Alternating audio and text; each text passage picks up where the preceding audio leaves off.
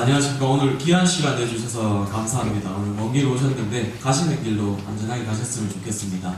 저는 오늘 복숭아 병해충 방제 교육을 맡은 한국상공의 이창하라고 합니다. 혹시 한국상공 잘 아십니까? 들어보셨어요? 한국상공? 농약을 많이 쓰시지만은 회사는 모르고 많이 쓰시잖아요. 저희 복숭아 약재를 이제 많이 치시는 게 애니충 써보셨을까요? 애니충? 혹시 델란 같은 거 써보셨을까요? 그런 거 이제 저희가 회사에서 나오는데 한국상공 좀 기억해 주십시오.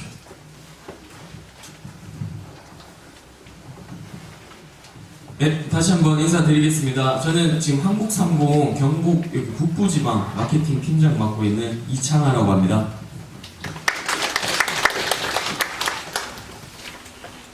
예, 제가 오늘 말씀드릴 건 복숭아 병해충인데요. 들어가기 전에 제가 경상도에 복숭아 재배가 얼마나 되고 있나 궁금해서 한번 찾아봤습니다. 여기 보시면은 이게 5년마다 대한민국에서 농업 총조사를 하거든요. 그래서 올해 이제 할 차례인데 2020년 자료가 마지막입니다.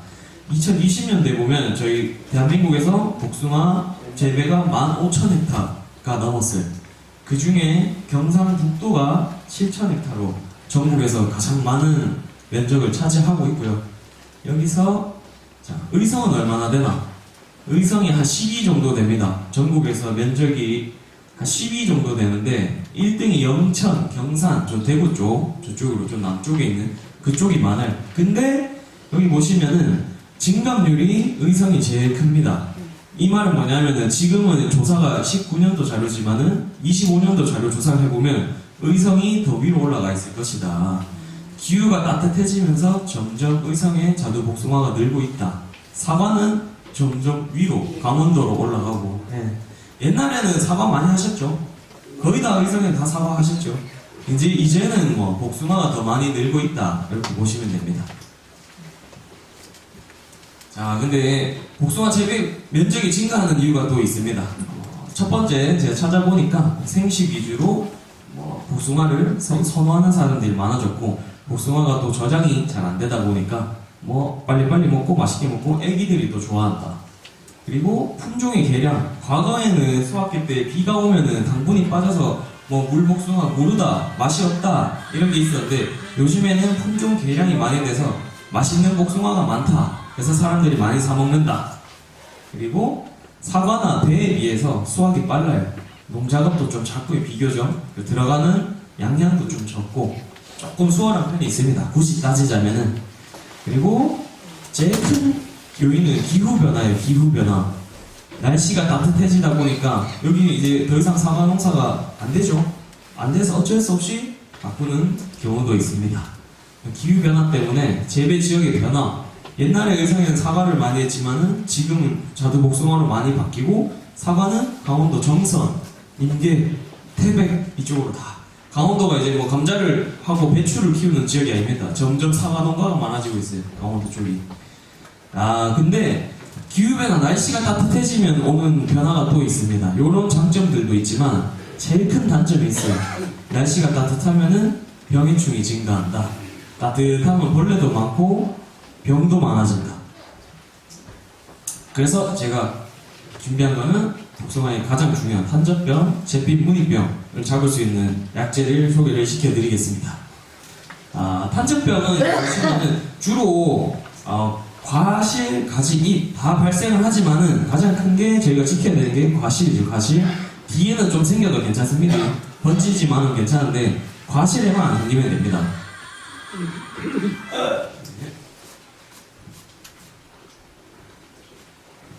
그리고 이걸 보시면은 제가 탄저병이랑 세균성 구멍병이랑 구분할 수 있는 방법을 가져왔어요. 그냥 세균성 구멍병이랑 탄저병이랑 그냥 잘 보면 모릅니다. 근데 제일 큰 특징, 탄저병은 이게 옴푹옴푹 들어가면서 이게 곰팡이다 보니까 요건 세균이고 요건 곰팡이입니다. 곰팡이는 나중에 균사가 생겨요. 그래서 중간에 이렇게 다황색의 포자가 생긴다. 요거는 탄저병이고, 세균성 구멍병은 이렇게 약간 파이기도 하지만은 그냥 말라서 갈라지는, 요거를 이렇게 구분하시면 됩니다. 이게 내 밭에 이게 세균성 구멍병인지 탄저병인지 구분이 안 된다. 시간 지나면 바로 구분이 됩니다. 이렇게. 자, 탄저병은 월동을 해요. 균이 월동을 하는데 나무 조피 틈새 그리고 가지에 이렇게 묻어가지고 월동을 합니다. 그럼 얘들이 언제 깨어나냐? 온도가 따뜻해지면 활동을 시작해요. 포자를 형성하기 시작해서 바람 타고 벌레 타고 물 타고 번져 나갑니다. 그래서 최초 감염은 꽃필 때 최초 감염이 돼요. 그때는 감염돼도 티가 안 나죠. 과실도 없고 뭐 아무것도 없는데 그게 이제 과실로 전염이 되면서 한 5월, 6월 가면은 탄저병이 눈에 확 보인다. 근데 내가 방제는 4월부터 해줘야 된다는 말씀입니다. 그렇죠? 4, 5월부터 1차 감염이 시작되니까 좀 귀찮더라도 내 밭을 깨끗하게 청소를 먼저 해주세요. 그게 다 탄저병 덩어리다 라 생각하고 다 청소를 해주시면 됩니다. 그리고 제일 중요한 거, 봉지 싸기 전에 예방적으로 방제를 꼭 해주셔야 됩니다. 두 번째, 잿빛 무늬병입니다. 잿빛 무늬병도 과실하고 가지에 둘 다 발병을 하지만은 사실 가지에 오는 병증은 잘 알아보기도 어렵고 구분이 잘 안 돼요. 저희가 제일 중요한 거는 과실을 지키는 일입니다. 처음에는 약간 갈색으로 색깔이 변하다가 뒤로 갈수록 이것도 곰팡이라서 이런 포자들이 형성이 됩니다. 시간이 더 지나면 여기서 진물이 나오는 경우도 있어요. 노랗게. 자, 요거 잿빛 무늬병도 탄저병이랑 비슷합니다. 4월 월동을 하고 4월부터 활동을 시작하는데요. 4월달이 제일 중요해요. 4월, 5월달이.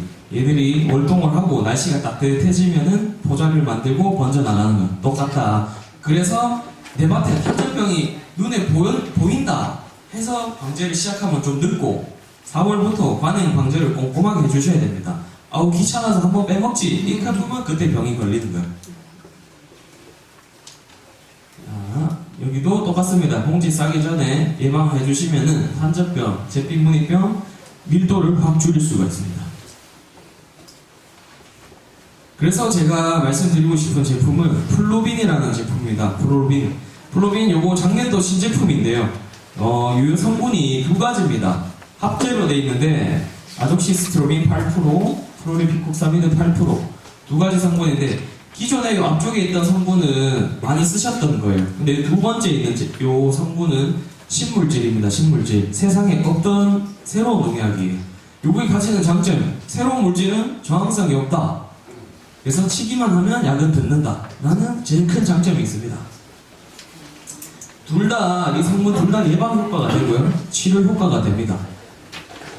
그리고 침투 이행성이 있어요. 네. 곰팡이 포자가 이미 입 속으로, 과실 속으로 침투를 했어도 이 약은 추적이 가능합니다. 그리고 제일 큰 특징, 신규 물질로서 저항성이 없다. 요거 뭐 적으셔도 되는데 여기 부자촌 농약사 오시면은 딱 제때 처방 다 해주실 거예요. 그래서 이 약이 왜 좋은지 그거 알고 가시면 돼요. 아 신규 물질이다. 기존에 있던 농약을 재탕해서 이름만 바꿔서 다시 출시한 게 아니라 새로운 약이다. 그래서 저항성이 없다. 기존에 내가 쓰고 있던 약도 좋은 거지만 요 새로운 약을 계속 바꿔나가셔야 돼요. 20년 전, 30년 전 약으로 계속 농사를 지을 수가 없습니다. 농약은 계속 바꿔주라 하잖아요. 자, 그거 딱 맞는 제품입니다. 이미 복숭아의 탄저병, 잿빛무늬병 둘 다 등록이 돼 있고요. 요거 작용 기작인데 농약이 어떻게 작용을 하나 이거 사실 모르셔도 되는 부분인데 제가 간단하게 설명드릴게요. 이 그림이 되게 어려운데 요게 뭐냐면은 이 세포 속에 에너지를 만드는 공장입니다. 공장. 사람한테도 있어요. 사람도 에너지를 만드는 공장이 여기 미토콘드리아라는 세포마다 요게 다 들어있어요. 여기서 에너지를 만들기 때문에 우리가 손도 움직이고 발도 움직이고 하는 겁니다. 근데 이게 그 곰팡이에도 들어있어요. 곰팡이도 걔들이 번식하고 번지려고 하면 에너지가 있어야 되잖아요. 똑같이 야들도 여기서 에너지를 만들어서 움직이는 겁니다. 자, 그럼 요거를 확대한 거예요. 요 공장 에너지 만드는 공장, 곰팡이. 공장 안에 기계가 몇 개 있습니다, 여기. 1번 기계, 2번 기계, 3번 기계, 4번 기계, 기계가 몇 개 있습니다. 근데 이 약은 요 3번 기계에 작용하는 약이에요. 또 다른 농약들은 1번에 작용하는 약들도 있고요. 2번에도 있어요. 그래서 약을 계속 바꿔서 칠하는 이유가 뭐냐? 똑같은 약을 계속 쓰면은 자 1번 공장만 1번 기계만 계속 공격을 하는 거예요. 계속 공격을 하면 약들이 이걸 못 치겠죠. 그럼 약이 안 듣는 겁니다. 그게 저항성이 생겼다는 거예요. 그래서 1번 기계도 한번 건드렸다가 2번 기계도 한번 건드렸다가 3번 기계도 한번 건드렸다가 그래서 농약을 바꿔주려 하는 거예요. 저항성이 안 생기게. 무슨 말인지 아시겠죠? 아, 쉽습니다. 근데 자 합재를 만들어도 이렇게 만들어야 되는 이유가 있어요. 이게 기계인데 기계 입구 바깥쪽 입구 안쪽 입구가 있어요. 근데 이 약은 바깥 입구를 공격하느냐 그리고 신규 물질은 안쪽을 공격하느냐. 그래서 혹시나 안팎으로 이중으로 효과가 있기 때문에 상승 효과가 있다. 그래서 약을 일부러 이렇게 같은 사이트를 공격하는 제품으로 만들어 놨다 라고 보시면 됩니다. 그리고 가장 큰 특징 중에 또 하나입니다. 침투 이행성이 있는데 침투성이 뭐냐면은 일반 보호살균제는 살표를 하면은 잎이나 위에 이렇게 도포가 돼요. 도포가 돼서 못 들어오게 막는 역할인데 이 약은 약을 치고 나면은 잎 속으로 침투가 됩니다. 침투가 돼서 물관 체관을 따라서 이동이 돼요. 그래서 약을 안 맞은 부위에도 약간의 효과를 볼 수가 있습니다. 그리고 곰팡이균도 여기 위에서 크는 게 아니라 곰팡이균이 균사를 내려서 이 안으로 침투를 막 해요. 이렇게 막 안으로 파고 들어갑니다. 입속으로. 이 약이 따라 들어가서 잡아줘야 돼. 무슨 말인지 아시겠죠? 그래서 치료 효과가 있다. 자, 이건 실험을 한 겁니다. 약을 여기만 묻혔어요. 여기만 딱 묻혀놓고 2시간 기다리니까 여기 까만 거 보이시죠? 여기 이동을 합니다. 약이 이렇게. 분명히 약은 여기만 묻혔는데 침투 이행이 돼서 이동을 합니다. 그럼 여기도 약효가 생기겠죠? 그러면 다른 말씀드리면은 약을 안만 꼼꼼하게 치더라도 잎이 우거지고 하면은 약이 안 맞고 지나가는 지역이 생길 수가 있어요. 근데 조금 묻기만 해도 다른 쪽으로 이행을 해서 약효를 나타낸다. 이런 특징이 있습니다. 그래서 제가 권장드리는 사용 시기는 이때입니다. 봉지 씌우기 전후, 봉지 씌우기 전에 예방을 한번 하고, 그다음 봉지 씌우고, 그다음 예방을 한번 하고, 그리고 두 번째 장마 지나가고 난 뒤에 탄저병하고 많이 번질 때, 그때 딱 이렇게 3번 추천을 드립니다. 3번 다 쓰시면 좋은데 뭐 다른 약도 쳐야 되니까 요 셋 중에 한두 번은 꼭 써보세요. 그러면은 병 밀도를 확실하게 좀 관리할 수가 있다. 내가 기존에 치던 약 조금 변경해가지고 요거 한 병만 한번 바꿔보자, 한 파스만 좀 바꿔보자 라는 식으로 생각을 해주십시오. 자, 봉지 씌우기 전, 봉지 씌우고 난 후, 그리고 장마 끝나고 한 번, 요 3번 중에는 한 번은 써주십시오. 요 부자초동에 써오시면은 친절하게 설명을 해주실 겁니다. 자, 두 번째, 요거 뭔지 아시겠는 분 있습니까? 예, 어머니. 진딧물약. 보자마자 아시네. 지금 뒤에서 눈도 좋으시네. 이거 진딧물이에요. 진딧물 피해 좀 많습니까, 복숭아에? 있어요. 없지는 않죠. 예, 야가 피해를 주는지 안 주는지 몰라도 매년 있잖아요. 없는 해가 없어요. 예. 근데 진딧물이 어떤 피해를 주느냐? 일단은 진딧물이 이렇게 빨아먹으면 잎이 오그라듭니다. 맞죠? 근데 잎이 건강해야지 잎에서 광합성을 해서 에너지를 만들잖아요. 잎이 오그라듭니다. 근데 진딧물이 앞만 많아도 나무 전체를 다 오그라뜨리진 않아요. 맞죠? 왜냐면 그 전에 다 약을 다 치시니까. 근데 요거를 조심해야 됩니다. 감로가 뭐냐? 이 진딧물 오줌. 야들이 다 빨아먹고 오줌을 계속 싸잖아요. 그럼 이렇게 거먹히 변해보면 오줌이 묻어가지고 축축해요, 잎이. 축축한데, 여기 축축한데 어떻게 되느냐? 잎이 거먹게 되면 광합성이 안 돼. 햇빛이 안 들어오니까 광합성이 안 돼. 그리고 이게 예? 예, 맞아요. 축축하잖아요. 그 축축한데 뭡니까? 세균하고 곰팡이가 거기서 서식을 한다. 세균하고 곰팡이는 축축한 것을 좋아합니다. 걔들이 이게 축축한 환경을 진딧물들이 조성해주면은 탄저병원균이 거기서 증식을 하고 거기서부터 또 번져나가요. 세균도 마찬가지고. 그래서 야들이 피해를 주는 거는 오그라뜨리는 거지만 오줌을 싸서 거기 병이 거기서 증식을 한다. 그래서 진딧물을 꼭 잡아주셔야 됩니다. 진딧물의 특징, 야들은 생식을 안 해도 이 번식이 가능합니다. 그냥 막 이제 복사가 돼요. 복사가 계속 하루에 수십 마리씩 그냥 나와요. 그냥 강한 번식력, 그리고 한 세대 사이클이 엄청 빠릅니다. 그래서 애들은 약을 막 똑같은 약을 자주 치고 하면은 저항성 발현이 빨라요. 살아남은 놈들이 또 새끼를 까고, 또 약을 쳤는데 거기서 또 살아남은 놈들이 새끼를 까고, 조금씩 저항성이 생기는 거예요.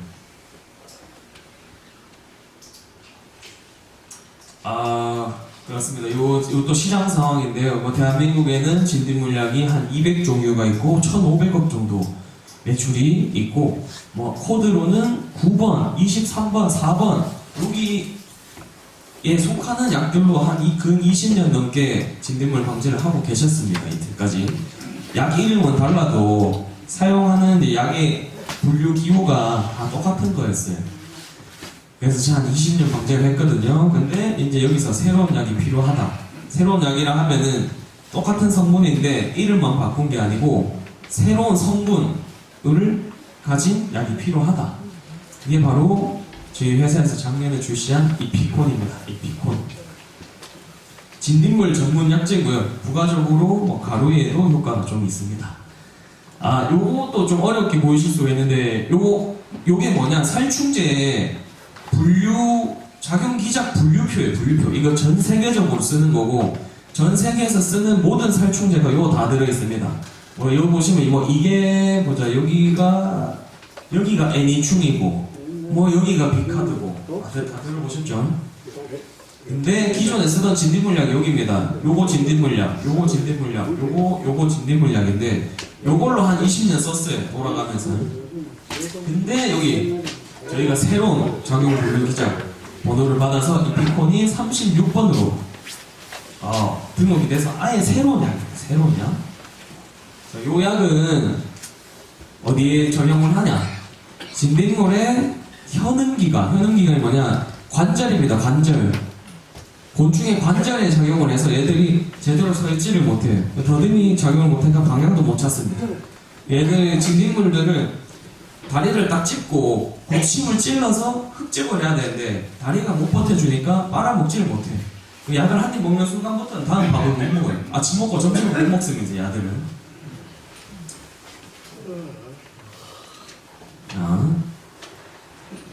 그래서 효과가 빨라요. 한 입만 먹자마자 내 다리가 말을 안 들으니까 그 다음 섭식 활동을 못해서 굶어 죽게 되는 거예요. 그래서 섭식을 당연히 못하게 되면은 작물에는 안전하다. 작물에는 더 이상 피해가 없다. 그리고 이 신규 물질인데 약이 오래 갑니다. 시에 빨간 막대기 봐주시면 되거든요. 빨간 막대기가 21일차까지 효과가 안정적으로 나온다. 그리고 내후성이 좋습니다. 내후성이 뭐냐? 약을 치고 비가 내려도 약효가 안정적이다. 왜냐? 이 약도 침투 이행성이 있어요. 아까 말씀드린 침투 이행성. 약을 치면은 입 속으로 들어가서 이행을 한다. 안 묻은 부위에도 효과가 있다. 그리고 침날성이 있다.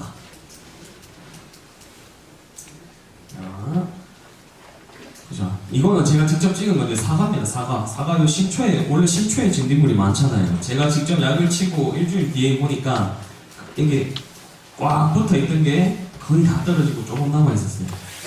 얘들이 제가 이거를 여기서 설명드리고 싶은 게 뭐냐면은 다 죽었다가 아니고 균형을 못 잡으니까 붙어 있지를 못해요.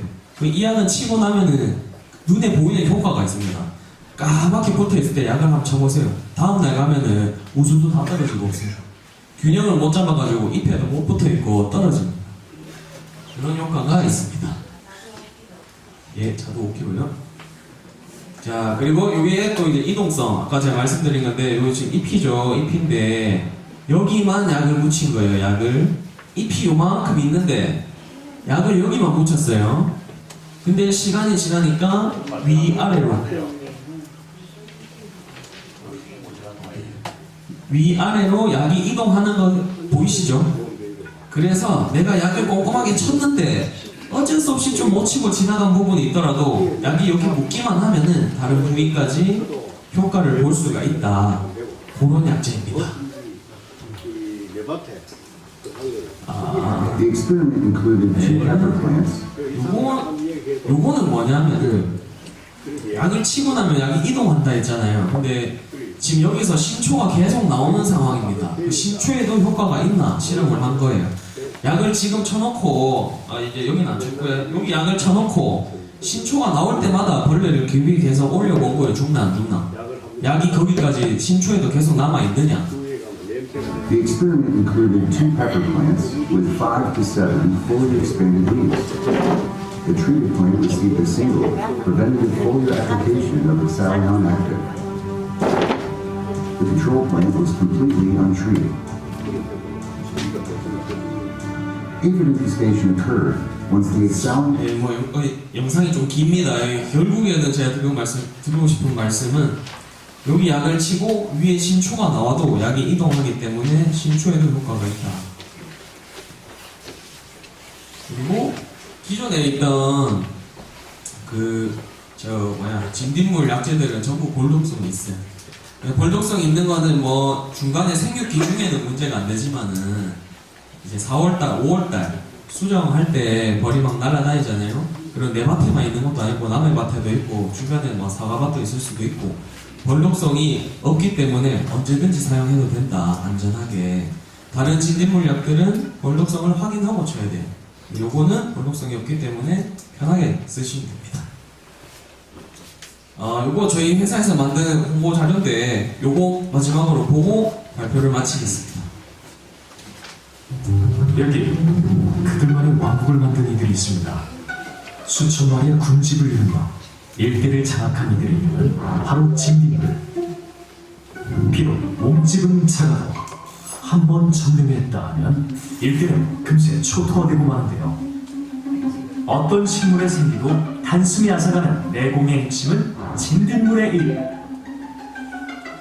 긴 주둥이 형태의 입을 가진 진딧물은 잎과 줄기에 빨대처럼 주둥이를 꽂고 식물의 영양 지백을 끝없이 빨아들입니다. 식물 성장에 필요한 영양분을 단숨에 훔쳐가는 건데요. 수백 수천 마리가 한꺼번에 식물의 진액을 빨아들여 영양분이 모자라 결국엔 시들어 죽게 돼 있습니다. 더 놀라운 광경도 목격됩니다. 그건 바로 단 한 주 만에 한 마리가 수천 마리로 불어나는 마법입니다. 그 비결, 놀라운 번식력이 있는데요. 새끼 낳고 있습니다. 하루에 있습니다. 5마리 이상의 유충을 낳는 엄마 진딧물. 이걸 하루 종일 가요. 하루 종일. 엄마와 똑같은 눈을 가진 유충들은 금방 아기를 낳은 엄마 배에서 또다시 뱃속에 눈 보이시죠? 이게 또 새끼입니다. 또 나옵니다. 끝도 없이 아기를 낳을 준비가 되어 있는 건데요. 이토록 엄청난 번식력은 짝짓기가 필요 없이 스스로 자신을 복제할 수 있기 때문입니다. 게다가 엄마가 낳은 아기는 놀랍게도 이미 임신한 상태로 태어납니다. 1, 2주 후면 이 아기조차 자신과 똑같은 아기를 출산하는데요. 그래서 진딧물이 겁나게 빨리 번지는. 또한 공생관계인 개미가 무당벌레, 거미, 애꽃 노린재 같은 천적을 막아주면서 진딧물은 왕성한 번식을 이어갈 수 있습니다.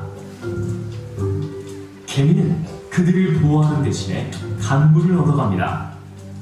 진딧물이 식물의 즙을 빨아들이면서 당분을 배설물로 배출하기 때문입니다. 진딧물의 항문에서 동그랗게 뽑아져 나오는 것이 바로 식물의 당분을 담은 진딧물의 배설물입니다. 개미의 비호 속에서 끝없이 식물에서 즙액을 빨아들인 진딧물. 양분이 다 떨어지면 신기하게도 날개 달린 유충을 생산해 새로운 식물로 자리를 옮깁니다.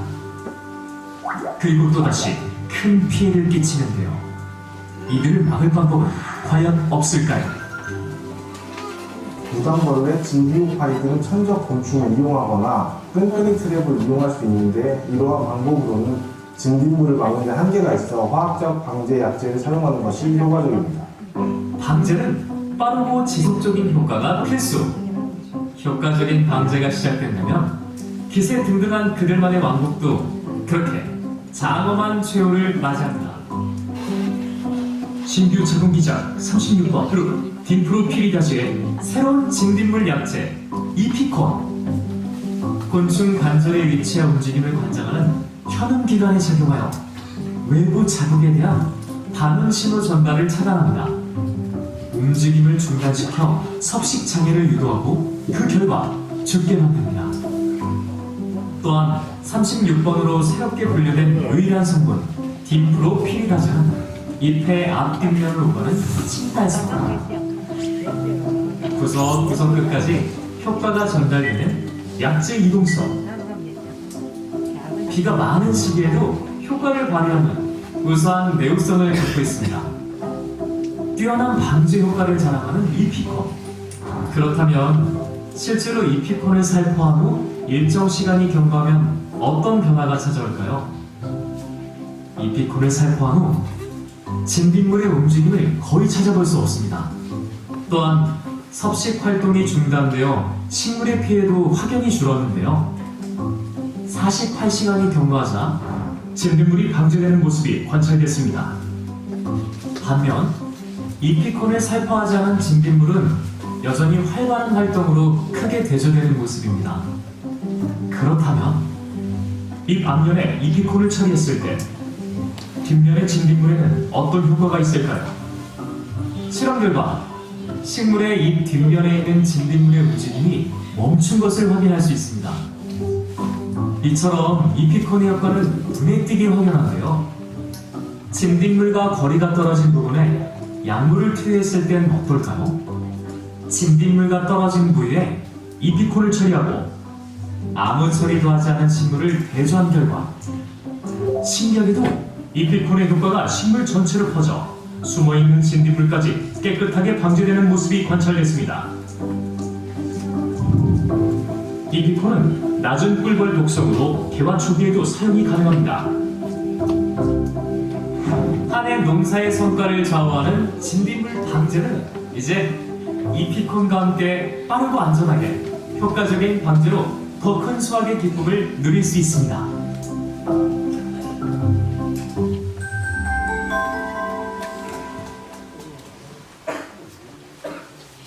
예, 잘 보셨습니까? 진딧물이 이렇게 무섭습니다. 이것도 직접 제가 찍은 사진인데요. 꽉 이렇게 붙어 있을 때 치고 나면은 다 떨어지고 남아있는 것도 이렇게 다 말라 죽는다. 제가 직접 사과에 실험을 한 겁니다. 이거 제 손이고요. 예, 이상 발표를 마치겠습니다. 혹시 질문사항 있으실까요? 예. 저기 블록이는 세 번을 철학하는 봉지 심기 전 봉지 사놔놓고 그 다음에 한 번 더 치고 세 번 더 치면 안 됩니까? 아, 3번 넘게 치고 싶으시다고요? 근데 이게 뭐 3번 많이 써주시면 회사는 좋죠. 많이 팔고 좋은데 3번 이상 쓰지 마시고, 왜냐면 이것도 계속 쓰다 보면 저항성이 올 수도 있고, 법적으로 PLS 아시죠? PLS에 1년에 몇 번 이상 쓰지 말라고 딱 정해져 있어요. 이게. 많이 써주시면 좋죠. 근데 다른 약도 번갈아 가면서 쓰세요. 이것만 계속 쓰지 말고 플로빈 한 번 쓰고 다른 약 한 번 쓰고 또 플로빈 한 번 쓰고 번갈아 가면서 쓰세요. 먼저 질문해 드리겠습니까? 뭐 많이 쳐주시면 좋죠. 경력기는 언제 몇 달부터 몇 달까지 복숭아 씨가 염을 안 염을 시기가 나고 싶은데 좀 말씀 좀. 경액하고 이제 재배적인 부분은 제가 또 잘 몰라서 요 부자촌 과장님이 또 설명해 주신 겁니다. 농약 관련해서 병, 벌레 관련해서 궁금하신 점 있습니까?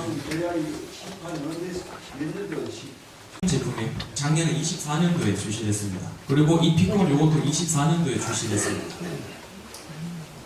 왜냐면 24년도에 개발된 새로운 약이기 때문에 뭐 기존에 있었던 약 제가 갖고 온 게 아니라 진짜로 이 지구상에 새로 나온 약을 2가지 제가 설명을 드릴 거예요.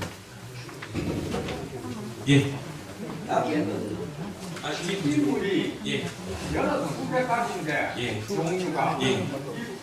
이걸 하는 약이 전체 다 효과가 옵니까? 전체 다 됩니다. 그리고 다 돼 있어요. 여기 제가 뭐 등록상을 제가 여기 넣어드릴까 그랬는데 뭐 조팝나무 진딧물, 복숭아국 진딧물, 뭐 무슨 진딧물 다 됩니다. 또 다른 신약이 있어요. 한국에 오래 나왔는 거. 아 원래 또 다른 신약이 있는데 그거는 논약이면 논약. 복숭아약이 아니라서 원래는 논에 치는 제초제가 하나 나왔어요. 농약에도 건너가 있는데 이거 저기 그 이제 이백과는 36과에는 예. 클럽이 몇 과입니까? 아 이제 숫자로 나누는 거는 살충제고요. 살충제는 1번, 2번, 3번, 4번 이렇게 나누고 살균제는 가나다라로 나눕니다. 가나다라. 클럽이는 어떻게 하나 가나다라인데 제가 말씀드리면은 다 3, 다 4, 다의 3번, 다의 4번이 합쳐집니다. 이게 분류를 분류돼 있으면 다에 들어가는 약이 기존에 쓰는 뭐 프린트, 에이프 이런 게 다 다로 분류가 돼 있고요. 분류는 그렇게 돼 있습니다. 그거는 살충제. 아까 뒤에서 물어보시면 살균제, 플로빈. 살균제는 분류를 가나다로 하고 살충제는 1, 2, 3으로 합니다. 여기 보시면은 요 번호 나와 있죠? 36번. 농약 사시면은 살충제 36번 이렇게 적혀 있어요. 살균제는 사면은 살균제 가, 나, 다 이렇게 적혀 있습니다. 제초제는 또 뭐 영어로 A, B, C 뭐 이래가고 이게 전 세계적으로 다 약속된 거라서 뭐 저거는 바꿀 수는 없고요. 아 그렇죠. 이게 36번이 원래 없었어요. 원래 없었는데 36번을 새로 받은 겁니다. 번호를. 다른 약은 36번 약이 없습니다. 지금 요거 하나밖에 없습니다. 예. 예, 감사합니다.